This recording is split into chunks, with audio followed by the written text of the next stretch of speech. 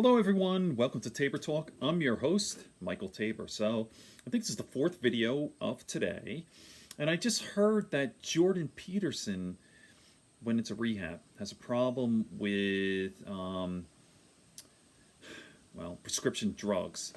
Klonopin. He's addicted to Klonopin. Klonopin is a benzodiazepine.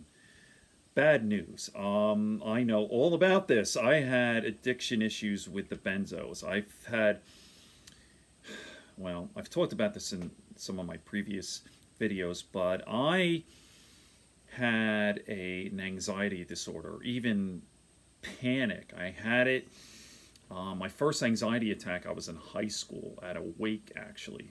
It was horrible. A classmate had died. I'm in line. There's like hundreds of people. I felt trapped, and I saw the casket with a 16-year-old boy and a casket, and I flipped out. And my body learned. No, I'm not going to get into it. I'll do some more video recordings on what this is. What is anxiety? What's an anxiety disorder? What is a panic disorder? I'll do many more videos on this because I had it, and I don't have it anymore. I do not. So there is hope for you people. I used to have an anxiety disorder, used to have a panic disorder. Bad. Like, I'd have to think about even getting my hair cut. Like, am I going to flip out? Am I going to, even in college, I had it. It was horrible in my 20s.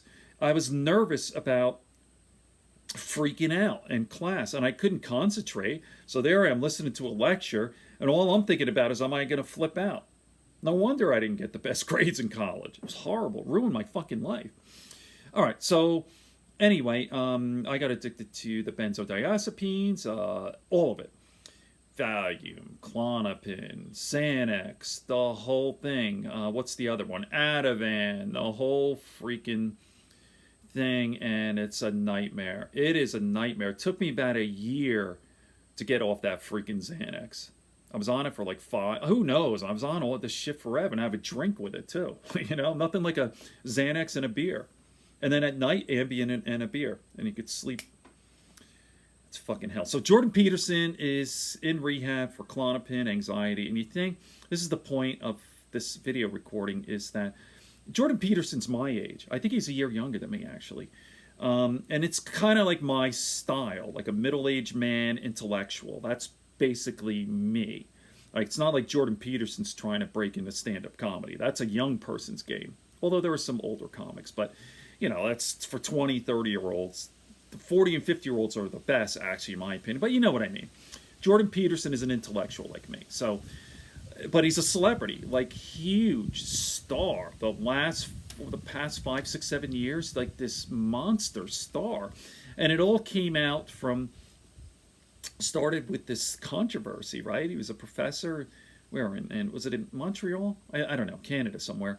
And he refused to call these trannies by these gender pronouns. There were like 100 of them or something crazy, like Zer and Z. And he said, fuck this, I'm not doing this. And it caused a lot of controversy. And then Jordan Peterson went on like me, like on YouTube, and just started lecturing. And after a couple of years, he got big. He got like millions and millions of followers, subscribers. It's kind of like what I'm trying to do, right?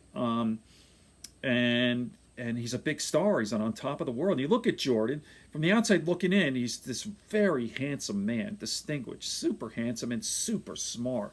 One of the most interesting lecturers I've ever seen. He's just fantastic. Although people call him alt-right, and he's not alt-right, not at all. He's a centrist like me. Some of the things he's like, say, fuck you, I'm not using these gender pronouns, which is ridiculous. Same thing with Eric Weinstein, same sort of shit. And who's the other, Nicholas Kristof? Am I getting the name? Doesn't matter. I'm sorry, I want to get the guy's name right, but the guy from Harvard, or was it Yale, Nicholas, there was a whole controversy about that. He and his wife got in trouble. But, so the point I guess I want to make here is, listen, I'm not even going to give my age, because it's not a good thing. I've been told, don't tell people how old you are. All right, so I just turned 40. How's that? I'll say that. That's pretty safe, right? So I'm a baby boomer. All right. The problem is, and I've been hearing about this, people my age are tired. They're there's no gumption. And a lot of people are even retired, right? It's like semi-retired. I'm semi-retired myself, but I'm ambitious. I have this fire in my belly. And I have this sort of like, yeah, I do. I'd love to see this YouTube channel take off. I have this ambition, but then again, I don't care. So that I have the best of both worlds. Like, if I never get another subscriber or whatever, I could care less. I'm just talking into this iPad of mine, and it's therapy. I'm thinking. I know I have a lot of good ideas, and if people want to hear it, that's fine. If people don't, that's fine too. I'm a happy guy, you know. But the thing is, when I run it in real life, when I see people my age, they're just like, oh, they're tired. They're really like, they have no ambition. And then when I talk about my YouTube channel, they're like, oh, I don't, do you have to sign in? I'm too tired for that. You know what I mean? So what I love is a guy like Jordan Peterson, who's my age, but who's hungry, right? By the way, Jordan Peterson came out with a book called, I think it was The 12 Laws or something. I haven't read it yet. But here you think this guy's on top of the world. Here's this guy who's so handsome.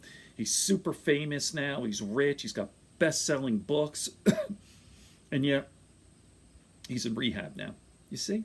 We all have problems. We all have freaking problems. All right, I think I'll end it there. But listen, you're 50, even 60. Listen, man, it's all attitude, right? Wasn't it Grandma Moses did a painting when she was 100?